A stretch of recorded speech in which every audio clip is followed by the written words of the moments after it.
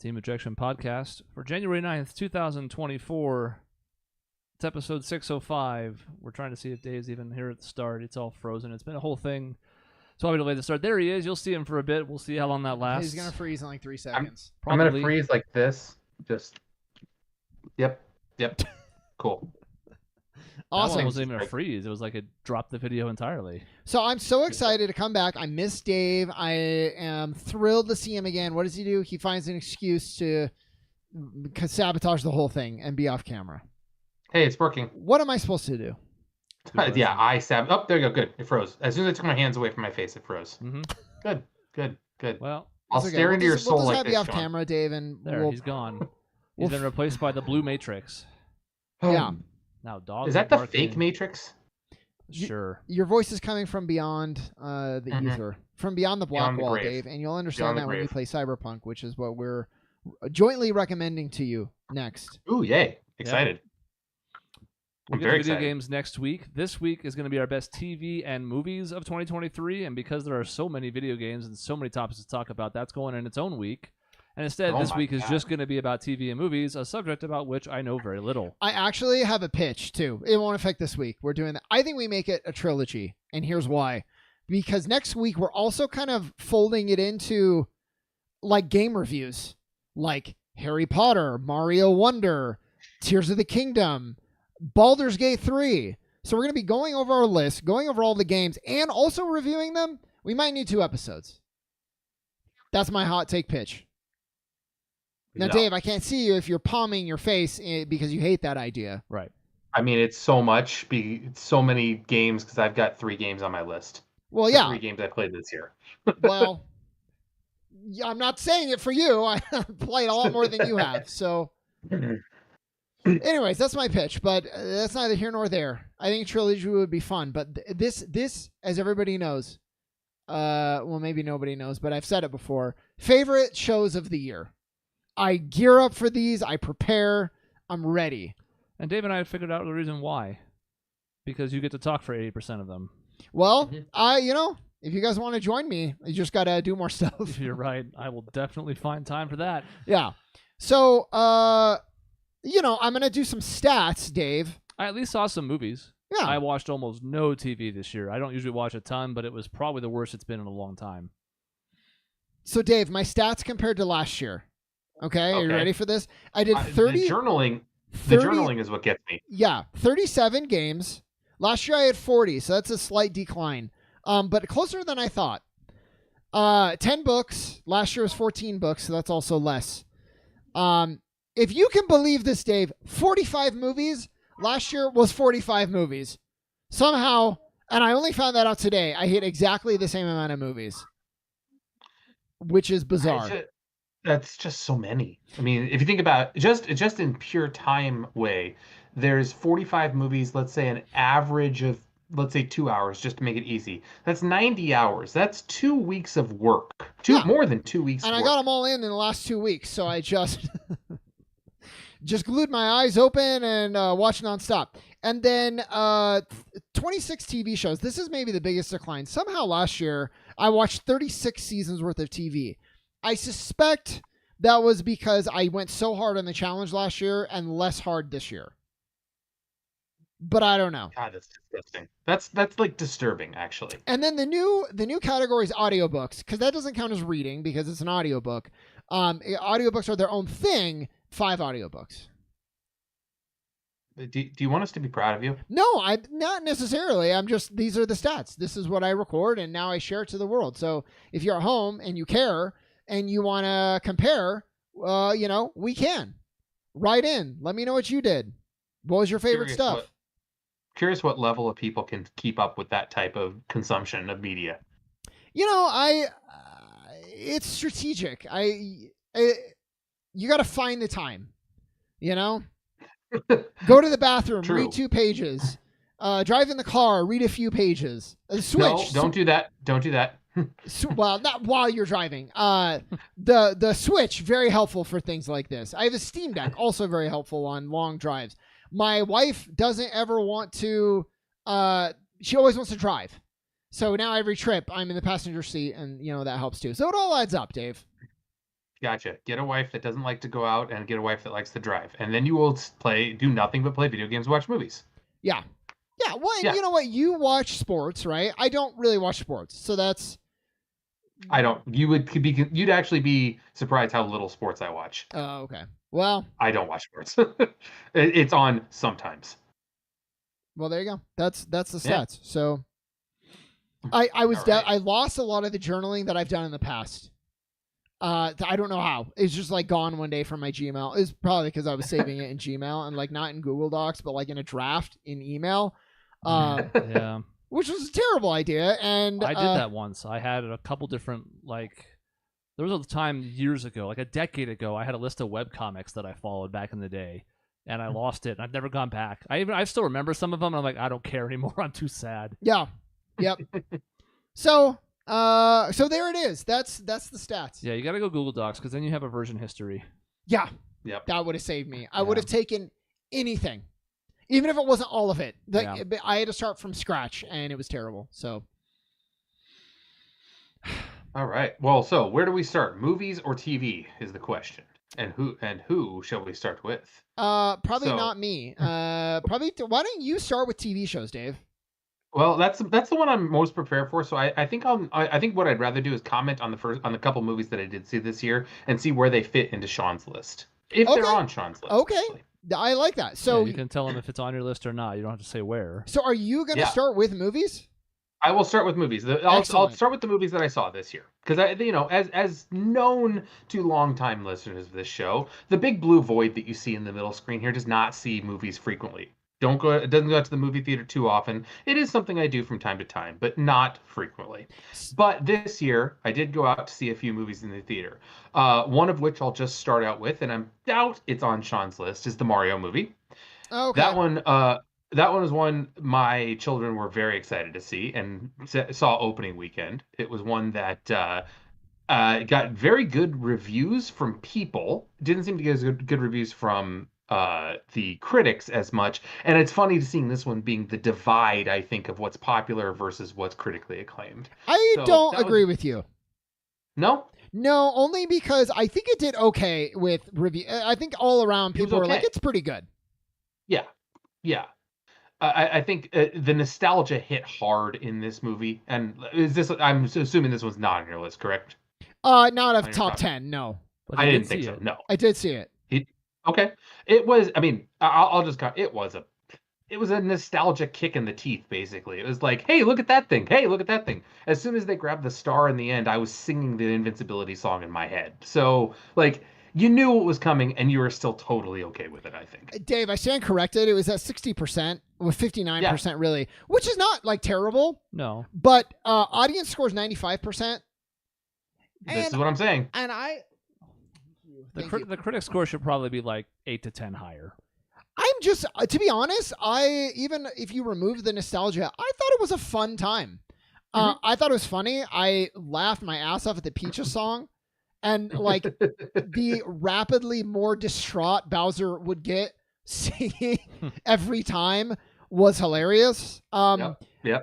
It's not what I would have done with a Mario movie, if I'm being honest, but like I thought they did a good job. I thought it was good. Yeah. So I don't know what these negative scores are for, to be honest with you. And honestly, it's funny. As soon as I saw the preview for this movie, I heard Jack Black's voice, and I said, "Yep, he's gonna kill it. He's gonna absolutely kill it as Bowser," and he did. He absolutely did. I think so. And I feel like we're too focused on the idea that, yes, it took a lot of the low-hanging fruit, went for the nostalgia pulls that you mentioned, but like, we know there are worse ways to do a Mario movie. We've seen them in the real world. They have happened. But more importantly, like, yes, again, it was the simplest approach, but it worked. And like you said, it was fun and it was entertaining. Yeah. And like, compared to what it could have been, how bad it could have been, We've fine seen with how the bad way it could be. was. Now, I compare it to the Five Nights at Freddy's movie, which was, I don't know anything about this franchise, but apparently it was all nostalgia, but it was a bad film. So, like, don't do that. But are you telling me the better idea would have been to make a Mario movie, but remove the nostalgia? Like, no one would have been happy with that at all. So, No. I No, thought there's it no was point good. If anything, I had more of a beef with the amount of slow motion that they kept going to, which is like this studio's thing. And I was like, stop with the stupid slow motion. Everything else I thought was good. It's Illumination, man. They Yep. drive me insane. Yep. But $1.36 billion in 2023, and it wasn't the highest grossing movie. Yeah. that is crazy. Pretty but stunning. That's when where you we think are. about it. And Yep. halfway through the year, we're like, oh yeah, because yes, there was a groundswell of support for Barbieheimer that we're certainly going to talk about eventually. But like, nobody expected Barbie to outpace that number because it had already been out, and we saw what a massive number it was pulling. You're like, oh yeah, like Barbie might be big, but the Mario Brothers was huge. Nope, it finished second by a little bit. Yep. Mm. All right, Dave. What else That you got? leads me right into my second movie I saw this year was the Barbie movie. Just Barbie. Oh, Don't know if that one's on your list, Sean, either. it is on my list. Definitely saw it this year. Appreciated it for what it was. It was, it had that bit of nostalgia kick, and they even tried to play into that for the mom character, America Ferrera's character. They just touched on obviously femininity, patriarchy, all the things you'd kind of expect a Barbie movie to touch on while being fanciful, kind of fancy in this fantasy type of land. So I mean, I appreciated it. I don't think I was the target demographic for it, so I don't love it as much as some other people do, but I definitely appreciate and liked it. So I don't know how much more I can say to it. I did have to kind of watch this one in two different parts, thanks to watching it with my wife and then my daughter, so I didn't see it one way through. So I don't know if that affected my viewing as well. I feel like you kind of are the target audience, though. I feel like Interesting. what like I heard that Joe Coy like bombed. I don't know if you guys heard in his Yes. Golden Globes monologue, and one of the comments I read was like, monologues like this are why the Barbie movie was made. Because he was kind of reductive of the film, and he was making jokes, but still. And so I was like, if you watched it and took anything away from it, or even if it just reinforced things you already believe, I think you're like part of the message that they were trying to get out. Reinforced belief of which direction, I guess, is the question you're saying. Are you reinforced masculine stereotypes, feminine stereotypes? What? I mean, if you watched it and you felt like, man, if you're rooting for Will Ferrell's character, maybe I'm wrong, but yeah, just the idea of the patriarchy about how it's toxic to both men and women, really. That is what I appreciated about it the most, to be honest, is showing that it's not that, yay, we're men, we're the greatest thing in the world. It's like, hey, this kind of sucks in some ways for the way we're supposed to be as well. Yeah. Ken learns about the patriarchy and then has to go and open up his Mojo Jojo Kick House, whatever the hell it was called. I can't remember what it was That's called. pretty much what it was called. Yeah. Okay. So it was fine for me. It was fine. I know people liked it more. It wasn't like my favorite movie, but I definitely appreciate it for what it was. I think the fact that you walked away from the movie liking Ken, they walked such a fine line with that, because he could have been hated for being too bad. He could have been hated for pulling so much attention away, but like the way they handled it was just so deft. Yeah. So I thought that was great. I did, Dave. I feel like they lost the metaphor. We talked about this when we reviewed it.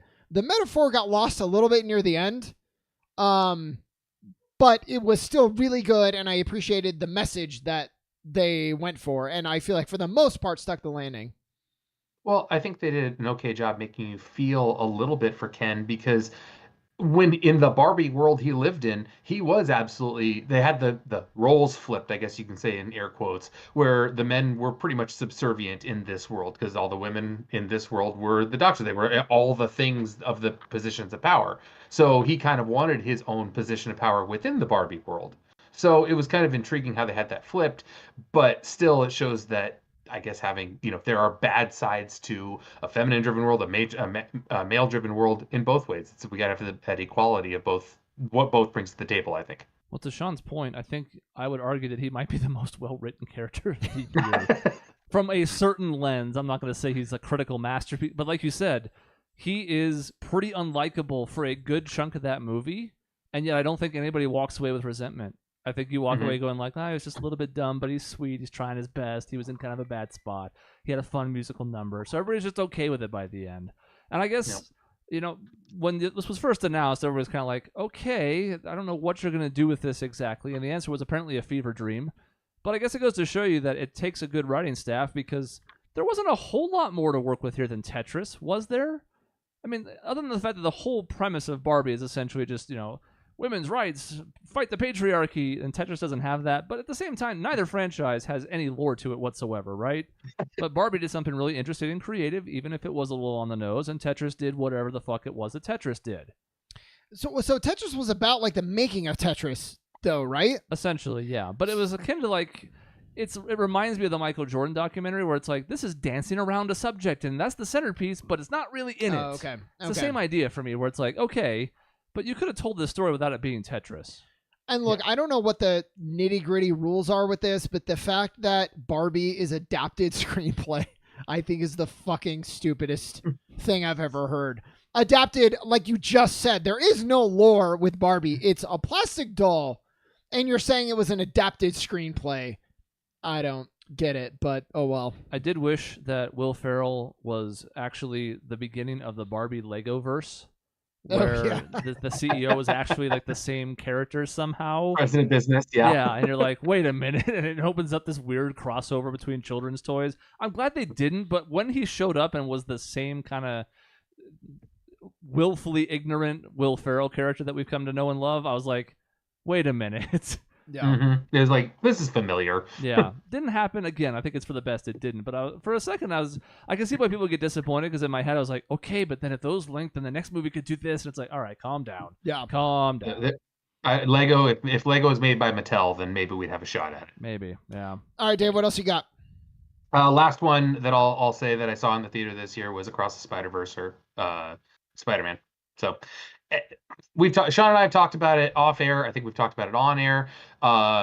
The depth that it went into, the characters that it introduced, the conflict that Miles runs into, the cliffhanger that it runs off of. There is a lot in this movie, and it was a long movie, and we've still got a long way to go. But it was a fun ride. I'm curious to see where they're going to go with it. The universe is expanding on there. And Miles Morales is just a cool character. Yeah. Like, I don't know how much to say that. It's just a good character. So Dave, I appreciate this. In the comics, they did this like Ultimate Verse, which was like a reboot of all of Marvel Comics. And literally only, I think Miles is just about the only character who survived. They like shut down that universe, but they brought him over because he was the best part. Yeah. It was a good movie. I mean, it was... It's sad seeing, you can tell there's a backstory with not remember the name of the character, the main Spider-Man that was kind of running everything in the center there, Miguel. And like you can see the sad backstory that's there. You can kind of feel for him a little bit, but also like you're just like almost scared of him because he's such like a imposing figure the entire movie. So again, I'm curious to see where they're going with this, because there's literally any direction they could go with this with the multiverse in here. Yeah. Yeah, I mean, I loved it. We've talked about it a lot, so I won't. Yeah, we can save time. We gave it a full review. Go check it out if you haven't seen it. And the only thing I'll say that we can add now, since we did that, is, boy, in retrospect, the comments about like, oh, I bet the follow-up to this is going to be out in like early 2024 look really stupid now, don't they? Yeah. That was before we even factored in a writer's strike or something like that. Now it's just like, holy cow. Now we find out just how behind some of the animation and other parts of that were. Because, about a month after the movie came out, you started hearing whispers about, like, yeah, they haven't done any VO for the other movie. And you're like, oh, how is that possible? That's bad. That's not good. And it's also a weird place in a year that might be remembered as sort of it's either going to be a blip in this superhero movie thing, or it's going to be the start of a decline. Mm-hmm. But only a couple of movies were free from that, and Across the Spider-Verse was one of them. So, blip. So for what that's worth. So Dave, was that a top 3, or was that the only 3? That was the 3 movies I saw this year in the theater. So okay. That was it. All right. Chris, you got movies? No. I did want to see, I guess I did want to see Napoleon, but I didn't. So I guess what I'll do is I'll talk about the 2 movies I saw. Okay, great. And then you can just run you down go your nuts, list. Sean. Yeah. Guardians 3 is probably on your list. Yeah. And it's the only other movie that was fighting that trend you just mentioned, I would argue. Yeah, there's a couple other ones that did good box office numbers, but as far as critical acclaim, as far as audience enjoyment, it was Guardians 3, and it was Spider-Verse, and that was it. Yeah. Everything else this year was either or sort of just shunned entirely. So like you said, going to be interesting to see. Did we reach the point of inflection where we've oversaturated finally after all this time? Or was it just that a few weren't very good and the ones that were still got a good audience? I don't know. I still think it's the quality thing. And maybe a little bit of quantity, but the number of mediocre movies, people are not willing to just go see a meh movie anymore. And we have a lot of meh movies. Like, I liked the Marvels more than most. It was fine. It wasn't anything special, and that was the problem. Well, and part of it, I guess I figured too, like, how long until it comes out on a streaming service? It's not that long that you can just say, I won't go see it in the theater. I'll wait until it comes out to rent on Amazon, to rent on Apple or something like that. Like, you could watch the Barbie movie was available for rent like a month and a half after it came out, it felt like. So it was pretty quick. Well, and I wonder to a certain extent, maybe there's been studies or articles on this. I haven't read anything about it, but like, Marvel eventually has now trained its audience that you have to watch all the TV shows. You have to go to our streaming services and keep up with this stuff because all these cross-references are happening all over the place. So maybe for some people, it's like, I don't even know if I care to see it in theaters now. I'm just going to watch those at home too, whenever they hit a streaming platform, because that's where I can watch all my Marvel stuff now. Maybe. Again, though, if movies as a whole were making less money and there were like no movies crossing the $1 billion mark or whatever, maybe. I just think if you make a quality movie, if you build it, they will come. And they have not been building shit. So, but Guardians 3 was really good. We reviewed that in a full episode. Yeah. We're not talking about it anymore. The last thing I'll say on that is I think the next Avengers movie is going to be really, really interesting because it's going to be the culmination of a lot of these factors we've talked about. Is there fatigue? Is there burnout? Do people not like the new set of characters? Blah, blah, blah, blah, blah. We'll see. We haven't even touched on Jonathan Majors is now out. Yeah. So, like, what are they even going to do? Deadpool 3 could be very pivotal. Although, it could be very pivotal, but I kind of just want it to be like its own funny, weird thing. Not like the savior of all the Marvel movies. Mm-hmm. So, I don't know. But next year is good because there's only one movie coming out. So, it'll give people a chance to breathe. Yep. And then Creed 3 also did a full episode. Enjoyed it quite a bit, even though it's my least favorite of the three. I don't have a ton to add to it. It hasn't really changed much since then, except there is another Jonathan Majors lingering subplot.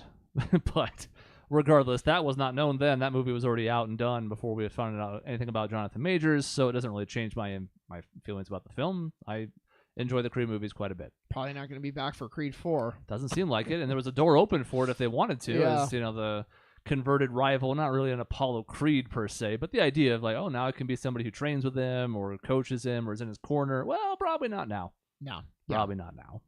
Yep. Great. Okay, so I'm just going to run down my list really quick. Honorable mentions, Creed 3, we just talked about. John Wick 4, it was really good, but it was not even my favorite in that franchise.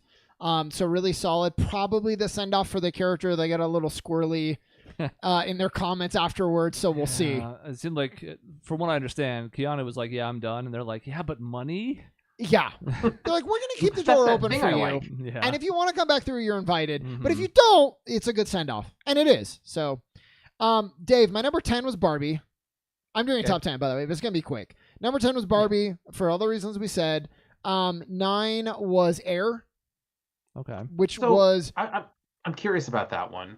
Yeah, I think you should watch it. I think you would like it. I'm intrigued because it's almost weird that it's the story about the guys who did the marketing for Michael Jordan, not the story of how Michael Jordan created the brand, right? It's the story of how Nike went from almost bankrupt to top of the world. Yeah. It's kind of what I was alluding to earlier. But like at the same time, I do think it was a cool idea, and it seems like it was executed well. I just haven't seen it. It's still weird to me. Like, I don't know why you don't show Michael's face. I don't know why that was a decision that was made. Well, was it an artistic decision or was it a monetary the business? I don't know. I don't know. Monetary, what would it have been? They didn't. I would assume that it was a business his decision. likeness or his images in the movie because he's a fucking media mogul. Oh, even if you got a look-alike, that's Because maybe if they feel like that's distracting and they don't want to pay the actual Jordan, then maybe I don't know if that's the case, but that's the reason I could think of. Yeah, I don't know. That's exactly what I thought. But it's good, and it really shows you how he changed. Well, and his family and his mom. Well, and I think I might be jumping the gun on you a little bit because you might have the Von Erichs movie up here, but like Ric Flair in that movie got ripped to shreds on social media because it looked and acted nothing like Ric Flair. Oh, really? So I think you have to be careful, especially if it's Michael Jordan, Yeah, I don't know if you can get a stand-in for that. I don't know. Again, maybe that was not the case, but that was the first thing I thought of. Interesting. Now, I saw something recently. This is a real-world tidbit. I believe Michael Jordan's deal was, I think he was 5% of sales was his negotiated deal or something along those lines. He makes so much money from the Jordan brand nowadays that it's like unfathomable. They More money never than ever made in the NBA. He was the first player to have that deal, to have any deal of a percentage of sales. Yes. That just didn't happen. And it's stunning. And it worked out for both sides. And it changed the industry. Jordan brand wouldn't change anything either, even though they're starting with 95% income. Mm-hmm. They're still like, yeah, that's fine. Everybody worked out. Yeah, we're good. But Dave, I think you'd like it because they really it's such a gamble what they did. Mm-hmm. And it really was, if this failed, what their attempts with Jordan were, if it failed, Nike's done. Mm-hmm. And I didn't even know things like Adidas was like top of the world at that point. And Jordan wanted to sign with Adidas, and it was very interesting. And I'm sure a lot of it is like fictionalized and fine, but I think there's still some like nuggets of truth that are really fascinating. It reminds me of Moneyball, just in the sense that like I'm sure there are details that were omitted, spiced up, whatever, right? But it's still a cool enough story that you're going to go along with it. Yeah, exactly. Yeah, for sure.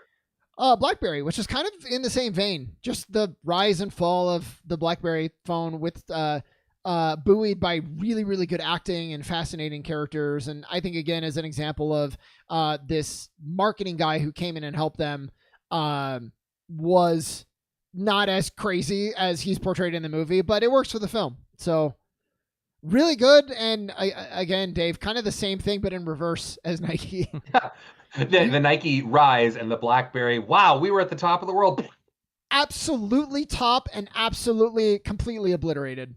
Yeah, it was. Yeah. It's incredible.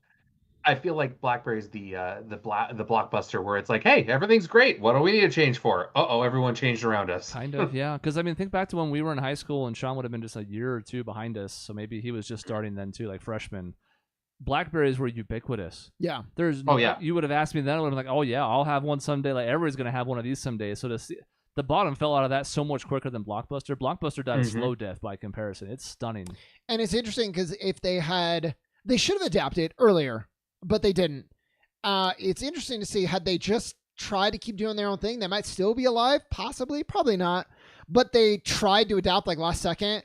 And they had a round of phones where like every single version was returned because it was just a broken mess. And I think that at least expedited their death for sure. Oh, absolutely.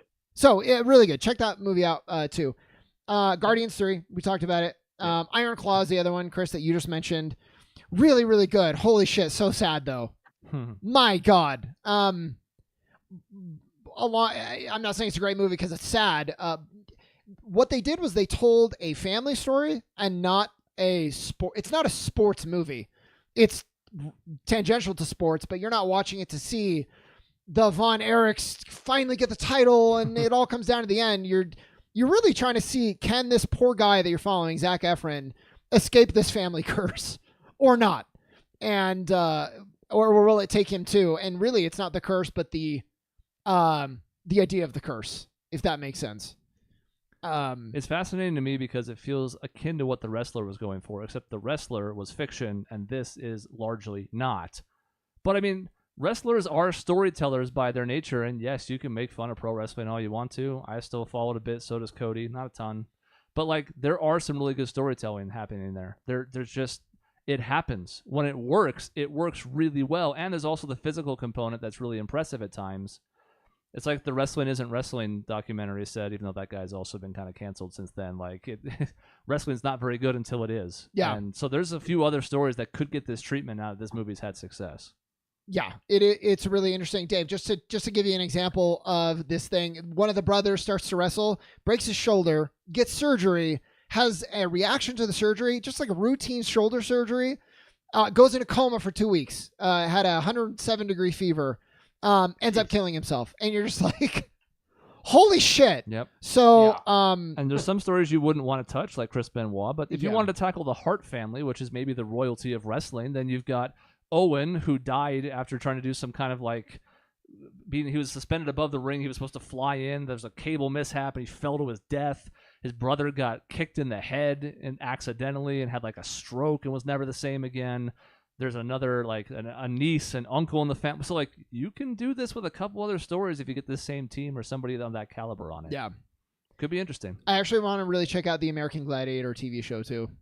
Or maybe it's a one-off, but it's horrible what they used to do. American Gladiator is a fascinating show. I would love it if we could like sneak that onto YouTube and do like a watch along. Yeah. Oh, that'd be amazing. That show, yeah, it's on the surface. There's so much more underneath the surface, I think. Yeah, it was just fucking all out, Dave. It was like anything goes. We don't care if you get injured. Yeah, take all the steroids. I was going to say, it's late 80s, early 90s, so the roids were everywhere. Yes, everywhere. Everywhere. And lots of other drugs. Yeah. Like a couple of those gladiators were celebrities. Yeah. It's easy to forget now because the show's been forgotten for 25 years, but like in the early 90s, that was a pretty big deal. Yeah. Mm-hmm. So, top 5, Oppenheimer. I think we talked about at the time. Really good, visually amazing, powerful message that is maybe more relevant today than ever before. So really, really good. Killers of the Flower Moon. I figured this was going to be on your list. It's a weird movie. It's a weird movie because, Dave, do you know anything about this? I've heard the title. Okay, so no. It is about the true life story of these murders that happened with the Osage, the tribal nation. At one point, they struck oil, so they got really, really rich, and they all started dying.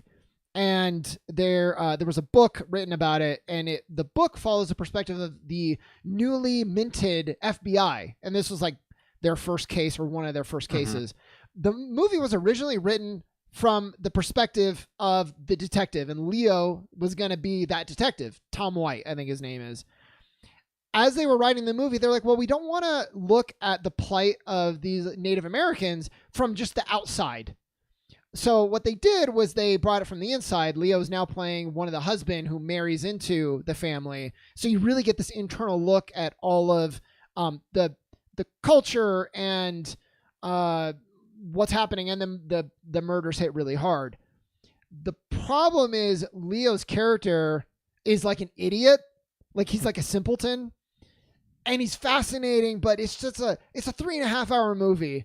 And there was somebody was talking to Variety, and they're just like, it's a long time to spend with kind of a moron in a film.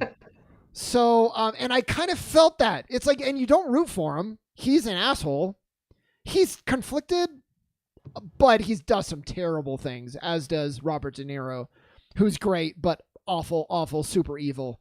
So it was a challenging watch, but really, really good. Like the dialogue is excellent.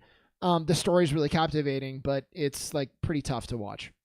Isn't that I feel like it's almost a staple of Scorsese movies in a sense, where it's like, man, this is great. There's so many great performances. This was hard. Like there was parts of this that made me hurt to watch. And it feels like a common Scorsese thing to have. There's almost times where so Molly is the main woman in the movie. She's not killed by the end. And I was like, thank God in real life she lived, because otherwise I really think Scorsese would have absolutely killed her. So, but yeah, so Dave, basically white people would marry these Native Americans, then the Native Americans would get killed, so the white people would inherit back all of the money. So it's just terrible.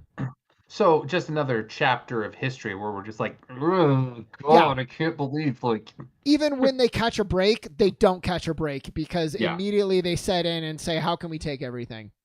Yep. But important for indigenous storytelling and important for indigenous representation. Yeah. So So great movie. Definitely watch it, but like, it's not like a happy film. No. You can spend time with an idiot if he's lovable for 2 or 3 hours. You know, you've got Dumb and Dumber, you've got all of Anchorman, Happy Gilmore, whatever, right? But like, you can't if it's a serious movie. Yeah. So Dave, much easier watch is Past Lives. This is a foreign film, kind of.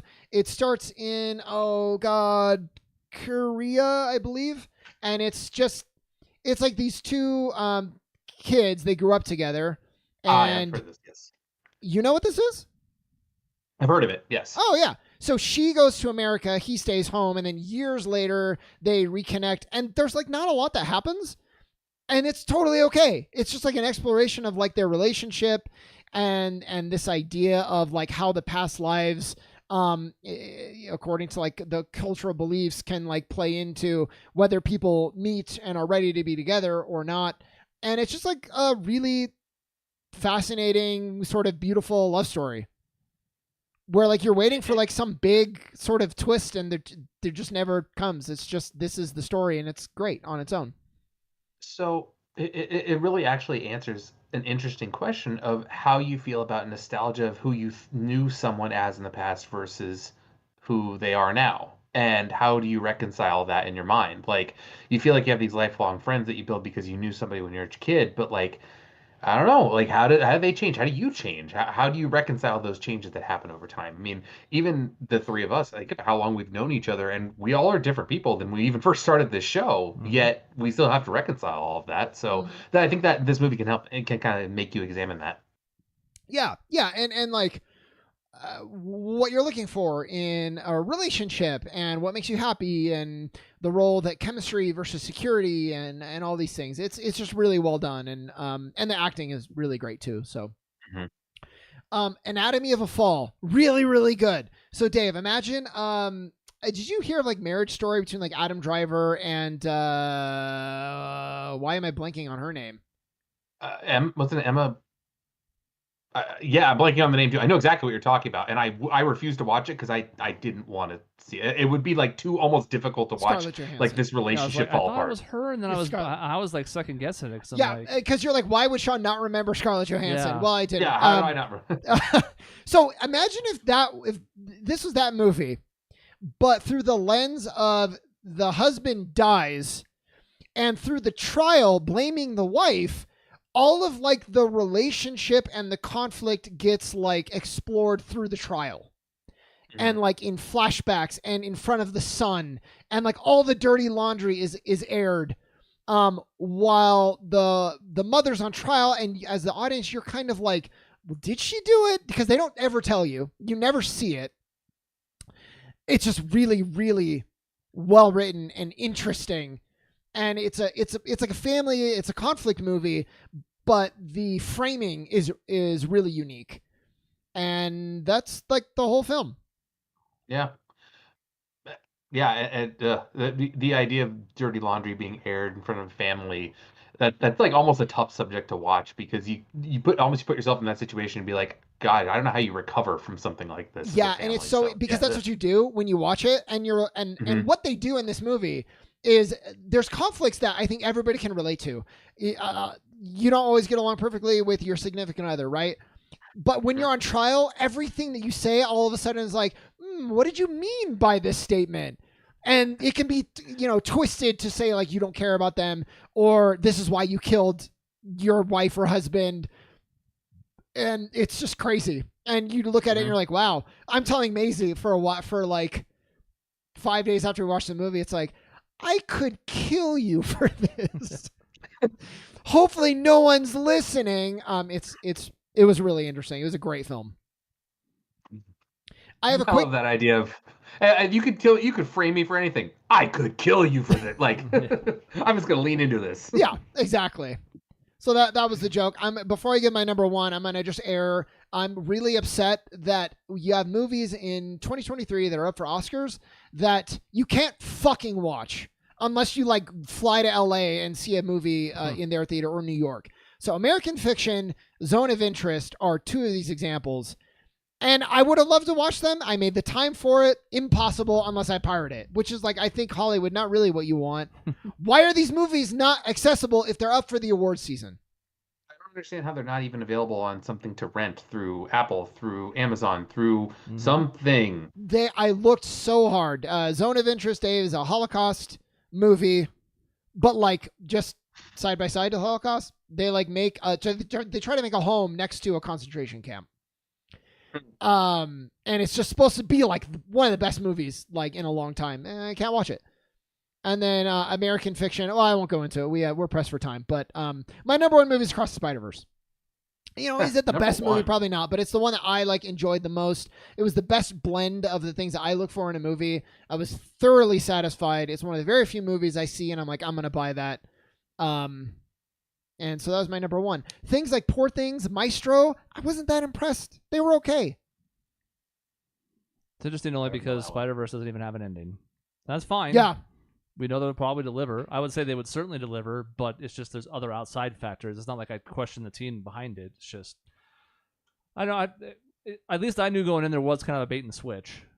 I mean, you could tell just from the length and whatnot that it's like, okay, well, we can't go into a fourth act now. Like, what's happening here? But nonetheless, that was the only bit of a letdown, and it won't be a letdown by the time the other one comes out and the thing's complete. And we talked about this. Like, for me, the story arcs, the character arcs were kind of part of that story, and they were concluded. Now they're gonna go places, obviously, in the next one, but like, it was just I loved it. So it's a complete film. Yeah.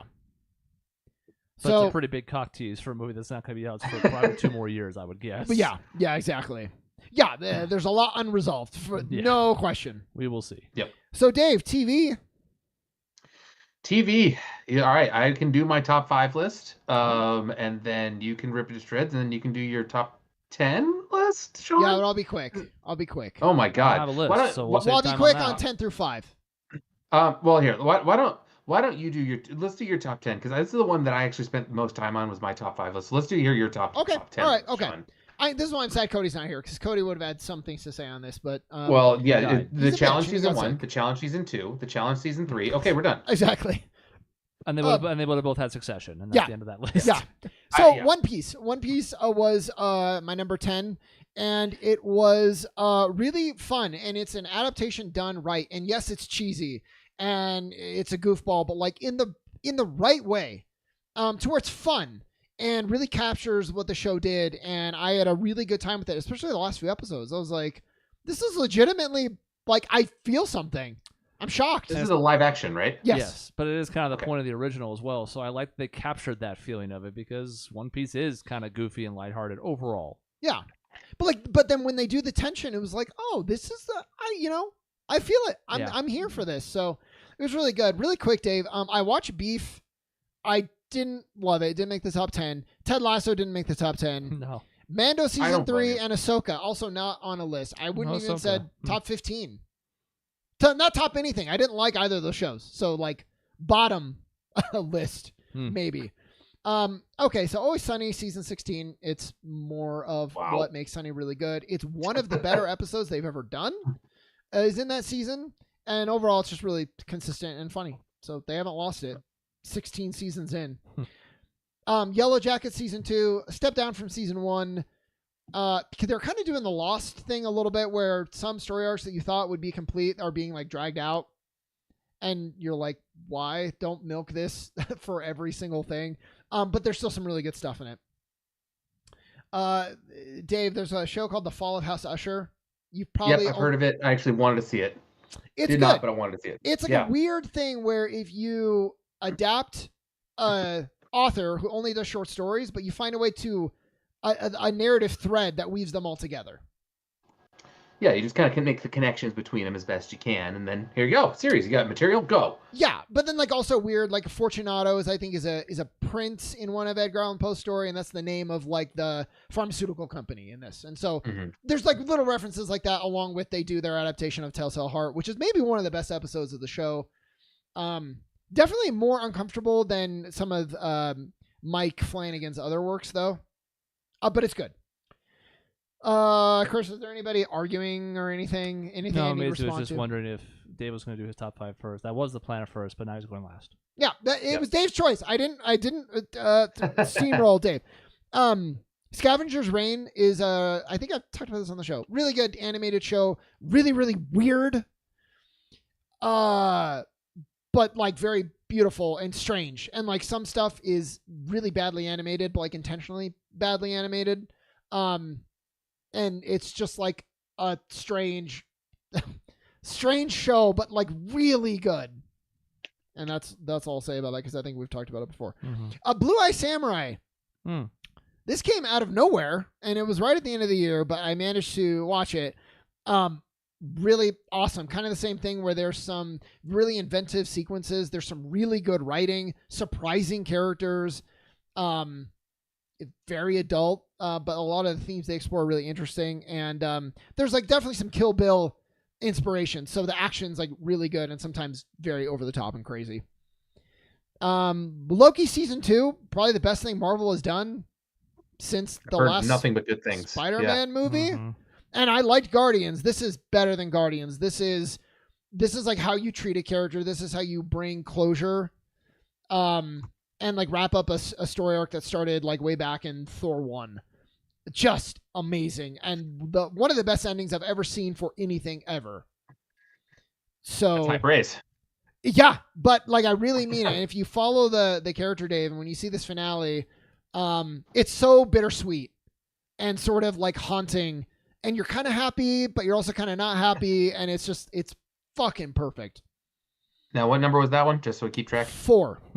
That was number 4. All right, and number 3. Top 5 now. Last of Us was good. You'll probably talk. I think you saw that one, right? We talked about that. It's on my list. Okay. Spoiler. Bear season 2. Just carried on with Bear season 1 did. And it's just, I love Jeremy Allen White. He is the reason I actually saw the Iron Claw. And he's just an amazing actor, and he carries the show. But all the other actor, the acting across the board is really amazing. And it's so tense for just being a story about a restaurant. Maybe that's why. Restaurants are really stressful places. Yeah. And then Succession season 4. Bear almost got it, but I think when you look at the body of work that Succession was, the bold moves they made in this season, and in the acting and the writing and how it's consistent and funny, and it's another example where they absolutely stuck the landing when I wasn't sure if they'd be able to, because you're going into it and you're like, we only have 1 episode left. How are they going to possibly wrap this up? And they do, and it's surprising and beautiful, and it stays with you for a long time. And by beautiful, I mean really kind of depressing for almost everybody involved. But not deserved. It deserved, exactly. Yeah, and you really don't know, like, oh my god, what's going to happen next? And you're like, that sort of doesn't matter because the story that they started, they've concluded, and that's the final say, and it's great for it. Yeah. And what's nice is there wouldn't be anything open-ended anyways. Like, these characters are who they are, so you can kind of predict what's going to happen anyways, right? Like, well, yeah. Is one of the characters going to kill themselves? Maybe. Maybe. But it's not like none of them are going to wake up the next day and be like, you know what? Actually, all these things I did were wrong. I'm going to turn over a new leaf. Yeah. Yeah. Really good. And Dave, I know I've like sold this show by saying like it's just bad people doing bad things. I don't want that to dissuade you from watching it though, because you will find characters that you root for still. I mean, you watch Breaking Bad. I don't need to tell you this.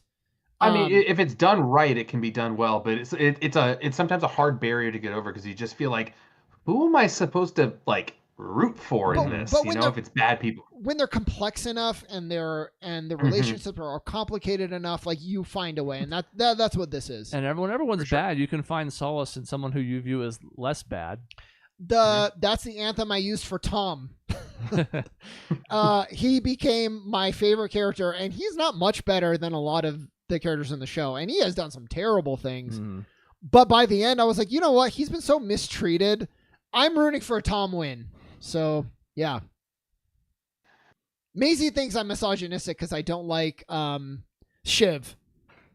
And I'm like, yeah, but she's mean to Tom. That's why I don't like Shiv. So she is. That's not true. Maisie She says yelling from up, it's not downstairs. true. Might It have been is picked up, I'm true. not sure. I love the yelling from outside while commenting on the YouTube. This is great. Yeah. This is just perfect. So that's my top 10. So Dave, what did you have? All right. So I have a top 5. I have an honorable mention that outside of the top 5 that I'll put in. And I didn't want to put it on the list because I didn't think it was worthy of being on like a ranked list. But I want to comment that there was a South Park season that was out. Only 6 episodes were on there. And they've done a couple specials. And I did appreciate the specials for what they did. They still are poignant, although you can tell Matt and Trey are getting older. And so it's interesting to see them getting older and trying to stay relevant within the universe in which they have, but also still being spot on with a few things. So I'll just give an honorable mention to South Park. I will give a dishonorable mention to Velma. I never liked Scooby-Doo, ever. And this just kind of takes Scooby-Doo and says, what if it wasn't Scooby-Doo and we just made it weird? It's I don't know. I don't know if I'm just not a fan of Minnie Kaling because I'm not that much, but it was just it wasn't good. For the little bit that I saw, it wasn't good. It's pretty telling that I forgot that came out last year. It came out in January, yeah. Yeah, I mean, it was early, and for a hot moment, it was popular to hate on the show because it was fucking terrible. But I'm glad it had no lasting impact whatsoever. That was the better outcome than it being hated. It was just shuffle it into obscurity. Who cares? Yep, it was pretty much gone. Don't take a good IP and fucking ruin it for no reason. Well, I don't. You can argue if it's a good IP or not, because I don't like Scooby-Doo at all. But I'm the weird one. I know I'm the weird one. It's fine. Okay. Getting into my top 5 though. Sean, you didn't put it on there, but I will put Ted Lasso at number 5, and I think that speaks to the strength of the characters because the content in season 3 of Ted Lasso was not nearly as good. Season 1 was the best. Season 2 dipped. Season 3 dipped even lower, and I feel bad that we got to that point. But the characters are still really strong, even when some of the plot lines don't make sense. So I still liked it. I wish they could have kept the magic that they had in season 1, but yet I still there. I still think it's worth it. And to be fair, it wasn't like Mando and Ahsoka where like I just thought they were not very good. I was disappointed with Ted Lasso, but if I had done like a top 15, it would have been on there. Yeah. Well, and that's kind of, with the not as many shows that I've watched, I will say that it's still good and still worthy of watching. So yeah. I do wonder if we're going to look back.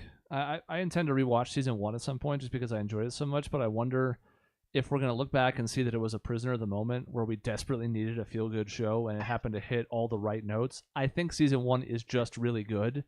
But I think there's going to be some pushback from some circles where it's going to be like, nah, that was just we needed it then, and then it turns out it wasn't very good in retrospect. I think season 1's really good, though. I think it is still really good, and it is. I think when they resolved a lot of the conflicts of like, oh, this new coach, once he wins over the team, it kind of becomes hard of like, okay, where do we go now? Yeah, and I felt that a lot. It's true. I wonder how people who didn't watch it when it was the thing. And then they're like, oh, I guess I'll check this out, how they'll react to it. And who didn't really know much of anything about it at the time. Macy's family watched it recently and loved all of it. That's a small sample size, but they did. It's still anecdotal. So I'm glad. I mean, people I've introduced to when they watch season 1 still love it. So I wonder if that'll continue. I bet it benefits from streaming. Like, it's a great binge show, too. And now if you're not waiting week to week for an episode that you feel underwhelms a little bit, if you just power through and you feel good the whole time, maybe that helps it. Yeah. Yep. All right. Number 4 on the list, a show called Lower Decks. And I don't know if anybody knows about this. If you are a Star Trek fan. Yes. I don't know how much of this is affected by my history with Star Trek, the fact that I like Star Trek, the fact that this show is full of nothing but Easter eggs, like little like, oh yeah, I remember this. Hey, here's this reference. It's still a really well and fun written show. It's almost what I imagine people thought The Orville was going to be, of this parody of Star Trek. Instead, what we got was a parody of Star Trek with all the IP of Star Trek. So it didn't even have to be fake. It actually is all the real Star Trek stuff, but they make fun of Star Trek. The characters are like this show. The pacing of this is unbelievably fast. There is not a moment where people are not quipping back and forth, not something happening on it. The episodes are fun, they're short, they're easy to digest, and if you're a Star Trek fan, you know the history, you're going to appreciate what's back there. So I really like it. Could it be canon? What's that? Could you do the mental gymnastics to actually make it canon? Or is it like so over the top that no, it's just a parody? I don't think so. I mean, I think technically you would call it canon because they have like voices. They had Will Riker's character. They had the Jonathan Frakes, the voice of the actor that played Will Riker in Next Generation. They had him on the show for a couple of episodes. They had people from Voyager. They had people from Deep Space Nine. So they had characters on the show representing themselves. So technically, I guess you'd call it canon, but also there's some weird species in there that it's like, okay, this doesn't make any sense. Like there was a species on this show that whenever they got offended, they duplicated themselves and became 2 different of the same person. And like that kept happening in perpetuity until the ship was filled with one of these species. Like, okay, that's not physically possible. There's conservation of mass. Like, you're going to run into an issue here. So, like, there were things on it that just didn't make sense, but you could still call it canon. It's not that big of a stretch. All right, But cool. very fun, very funny show. That they use profanity in it, but they bleep it out even on the streaming services. So it kind of almost makes it funnier when you bleep out profanity. I think that's a weird trend that happens, but it kind of does make it funnier in a way, other than just saying the profanity. There's that whole like accidental censoring thing that can be pretty funny in doses. I think in Star Trek too, because it's usually so PG. And that's why this hits, because it's such a divergence. Yeah. You know, it's such a. I mean, Star Trek lately has gotten very dark. There's been, Discovery was very dark. Picard was very dark. It's very dark. This is the opposite of that. It's light. It's fluffy. It's people screwing up and laughing, pretty much. So it's enjoyable. All right. All right. Number 3 for me, and this one would have been higher, I think. Invincible is still very good. The thing that pissed me off about this, that it would have been higher, is if they would have actually had, not had this giant break after 4 episodes. Yeah, say, can you say season 2 was some of the best television of 2023? Because it's not even the full season 2. I know, but it came out in 2023. I really like this show. I really like. I like the characters. I like the plight of Omni-Man. What they've gone with as far as the season goes, and I don't want to go too many spoilers because it is relatively new. But they dip into the multiverse. You're going to see that in the very first episode. So you'll kind of. A lot of shows do this nowadays, but I still appreciate what they're doing, and I'm curious to see where they go. But other than that, the writing's very good. Just rubs me the wrong way. I don't know why. I know I'm in the minority too, so I'm not even like. I'll admit fault. It doesn't click with me, and I can't even explain it. But I watched the first episode, Dave. It just pissed me off the whole time. And I was like, Did you see through the credits? Like in the very first episode, you watched the first episode of season 2 or season 1? Do you mean first episode of season 2? I finished all of season 1. Okay, gotcha. Okay, and it was okay. Season 1 was was okay. I am still annoyed that so this is a show where the hero just gets his ass kicked every single episode, and fucks up, and. Like at some point he cannot keep fucking up, right? But he does, and it's annoying. And I'm just like, I'm done. I'm all for flawed characters, but it's too much. It's kind of the point of it, because he calls himself invincible, yet he gets his ass kicked all the time. Yet he keeps coming back. I know. So he is kind of invincible. But it's like the problem I had with Killers of the Flower Moon. It's like spending so much time with someone who just cannot learn.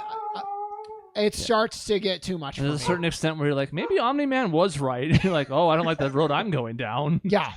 You know, the savior of this show, honestly, the reason I think I like it is the director of like the CIA or whatever the organization is in this show. Whoever that director is, I think the voice actor does a phenomenal job. The tension that's built in season 2 with Mark Grayson's mom, and they're, she's kind of suspicious of this organization, of what's going on. I think that is going to pay some dividends in the second half of this season. Walton Goggins is he is a great actor. Yeah. He's honestly, his voice acting is phenomenal in the show. Yeah. But I mean, as somebody who knows where the comics go, I'm curious to see if there's going to be follow-up to season 2. There's a couple of tricky subject matters coming up later on in the material if they stay true to it. That's all I'll say. People who are familiar with it know, and if you don't worry about it. I haven't read the comics, so I'm intrigued. Yeah. Then don't worry about it. All right. So what's your number 2? Number two. This is one that will not speak to any of you, but it's still that fucking good, and it's the kids show Bluey. I talked about it before. It's so goddamn good that even adults can appreciate it. I don't know about your number 2. Number 2 seems high. Good. Yes, it's that. Okay. This season tackled. Not being able to have children. They have an episode that's designed for children that hits so hard about infertility. Like, if you were someone who struggled having children, you would feel this episode and feel oh God, they're speaking to me. That is how somehow they can pull this off in a children's show. And the kids watching it have no idea what's going on. That's how well they put this together. It is stunning. The level of depth they put into these episodes, the level of childlike wonder, fun, and stupidity that they all put in the same time. They talk about, the feelings of abandonment that a kid can have sometimes with their parents, and then realizing that their parents were there for them the whole time. they have the idea of children, how they're supposed to present themselves a certain way, and then realizing, oh wait, no, kids are really supposed to be kids, and we can just go out and have fun. And also, it's just funny. It's really freaking funny and really well written. So it is something that's hard to get into without having kids, but having kids that do enjoy watching it, when the kids are like, "Can we put Bluey on?" I'm like, "Yeah, sure, that's totally fine. I like it." When we grow into like a conglomerate and they feature our show in every country, Dave, we're gonna have to. You're gonna have like the top 5 shows for dads. That's gonna be like and people are gonna love it, and it's gonna be our most popular thing. Because I can believe that. Like if you're a dad and you have kids and you're watching the show, Bluey is probably really fucking good. I mean, the thing is, there are times that this show, I can have it on when the kids are not around, and I'm okay with it. We went on when I went on summer vacation. I went on vacation. I had my parents there with me. I had my kids there with me. We literally, these episodes came out in July when I was there on vacation. We would eat breakfast and turn on a couple episodes with my parents, my kids, my wife, everybody there, and we were like, okay, we're all watching this together because it's that good. So great. Alrighty. Yep. All right. So I'm glad that was a rousing seal of approval from all of you. Yes. Number one is not the Last of Us, but Bluey again. It is. No, it's somehow Bluey season 4. No, it is The Last of Us. I already mentioned that it was on my list, and I have not seen a video game adaptation that nailed it like this. Yeah, because it's never happened. It just hasn't happened. It's stunning. For me, it was really interesting too, because I had a weird path into this one, because I started playing the game, fell off the game a little bit, watched the show, then finished the game. Yeah. And so I got to really see in real time, like oh yeah, they really didn't deviate from this like at all. And it made the show hit that much extra, kind of knowing, like watching the show and being like, wow, that was a tough decision. I wonder what would happen in the game. And then I went and played the game and be like, oh shit, I have to do this decision now. Yep. I don't like what I'm doing. Yeah. But then it gave power to the deviations too. Like when it did deviate, it was like for a good reason, and it was really, really good. Well, yeah, I mean, you could point to the episode with Nick Offerman, for example. Bill and Frank. But, I mean, Bill and Frank's episode. There is nothing about that. There's a hint of, Bill and Frank were partners. Like, you don't really mention it. There was the magazine that was in the back of the car. You're like, I guess they were lovers to each other. And no, let's just go with that. And it was fucking phenomenal. Like, that episode was absolutely phenomenal. Yeah, so it was great. They told a great story. They had the source material to work with. They expanded where they need to expand. I guess only complaint you could say is that they didn't have a lot of the threat of the infected there. Like, it was there looming, but they didn't show it enough. But I think the show did fine without that. I don't think you needed to dress a whole bunch of people up the entire time. I think my only complaint was you in the game you spend so much time with Joel and Ellie. In the show, it's you just don't. There's less time, so you don't feel the connection as much. But I still think they did a really good job for the time that they had, and I think it was an excellent show. Yeah. So I think I'm excited for when season 2 comes out. I'm kind of slowly trying to get through Last of Us the 2 so I can play it and finish it before the show comes out. Don't know if that's actually going to happen, but I hope that we can have solid stories in video games that can be adapted to a wider audience so people can truly understand, hey, we're telling some really good stories through video games. Yeah. Dave, I have 2 things. One is Castlevania was a really good adaptation, but it's almost like the Barbie thing where they're like adapting nothing. They're essentially just creating their own unique story in the Castlevania universe. So it's good, but still respecting the IP, but not faithful storytelling because there's no way. You can't. Yeah. You can't draw it 1-to-1 like they did in Last of Us, where it's like, hey, I'm going to take this scene that was in the game and just do it. Yeah. Secondly, we're like at least a year off from the second season. If you don't finish that game before that, it's fucking terrible. Well, maybe he's going to get sucked into our recommendation. I mean, maybe, but you should finish Last of Us 2 before you start a recommendation. Yeah, probably. But I mean, isn't it like Red Dead Redemption is sitting on a T now? And 2. Oh, yeah. Just the whole universe. That could be adaptation. Yeah. Yeah, like isn't that just like it's sitting on a T for some dumbass Hollywood exec to go, wait a minute. Like modern day video game storytelling has evolved way past the point where it was even 10 years ago.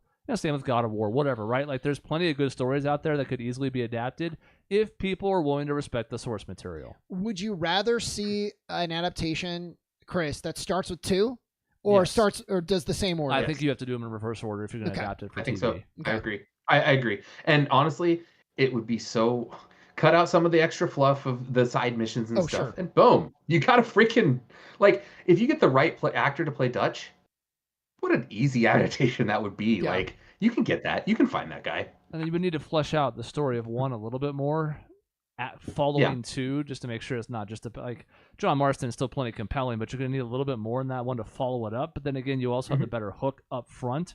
So if you really want season 1 of the TV show to pop, then RDR2 is the easy choice.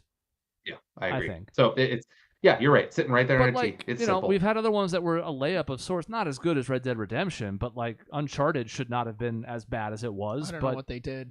here we are. I never saw it. But like, it's like, what happened, guys? So there's still plenty of pratfalls, even as we just talked about the Mario movie, which had tons of source material in it, doing so well.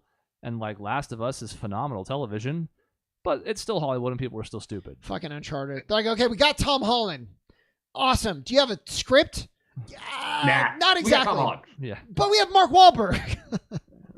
Why? This Yeah. doesn't even make sense. We got Tom Holland. What does he look like, Nathan Drake? Well, no, not really. No, but he's Tom Holland. He's like a Does he smaller sound version. like him? No. It's like a prequel. Tom Holland's like we have Nathan Drake at home. Yeah. But you got Mark Wahlberg, who's old. Mm-hmm. Like really old still. Does he look But like Tom Holland Sully? is young. Does he look at all like? Does he act like Sully? No. No, he's gonna act like Mark Wahlberg in every role that Mark Wahlberg's in. Ah, well, shit. Interesting. So I guess that's one more lesson we can take from The Last of Us as well. Is like you can still have names in your casting.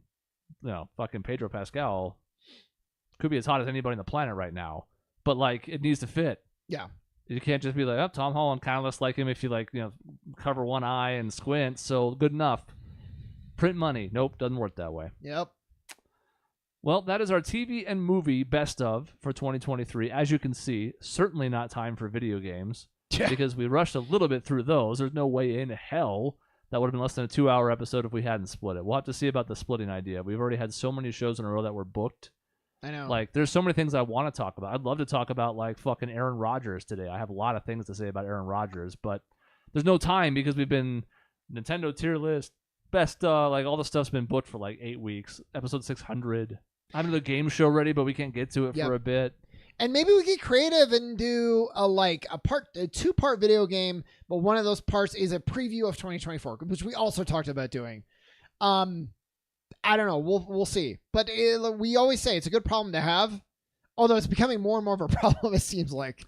Yeah, well, the end of the year never helps that. That'll be a little bit better going forward just because, well, and we'll talk about the end of next year. When we get to the end of 2024, I kind of want to record them in advance again, but that's 11 months from now, so... And we need to, at some point, talk about how woeful the Suns are. There's a Suns cast looming. It changes and gets more negative every week. Yep. Like, I don't even want to do it anymore, guys. Like, I wanted to do it, and now I don't. Yeah. No, I want to do it.